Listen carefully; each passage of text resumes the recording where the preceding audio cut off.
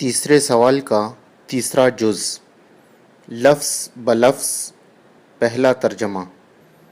وَإِذَا اور جب، تلیت پڑھی جاتی ہیں، علیہم ان کے سامنے، آیاتہ اس کی آیتیں یعنی اللہ کی آیتیں، زادت ہم تو وہ آیتیں زیادہ کر دیتی ہیں، بڑھا دیتی ہیں ان کے ایماناً ایمان کو۔ دوسرا ترجمہ۔ وَإِذَا اور جب، تلیت تلاوت کی جاتی ہیں، علیہم ان پر، آیاتہ اس کی آیتیں، زادت ہم تو وہ زیادہ کر دیتی ہیں ان کو ایماناً ایمان میں۔ بامحاورہ ترجمہ۔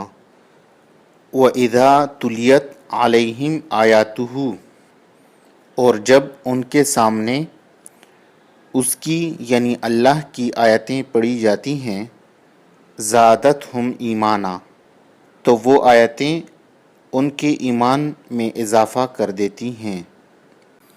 مفہوم اور وضاحت۔ اس آیت میں مومنوں کی ایک علامت، نشانی اور صفت بیان کی گئی ہے، اور وہ یہ ہے کہ جب ان کے سامنے اللہ کی آیتیں پڑھی جاتی ہیں، یعنی اللہ کے احکام اور قوانین بیان کیے جاتے ہیں، تو وہ انہیں سچے دل سے مانتے ہوئے اس پر عمل کرتے ہیں، جس سے ان کا ایمان مضبوط اور بڑھ جاتا ہے، ان کے دل میں نور ایمان روشن ہوتا ہے اور ان کی روح اور بھی پاکیزہ ہو جاتی ہے۔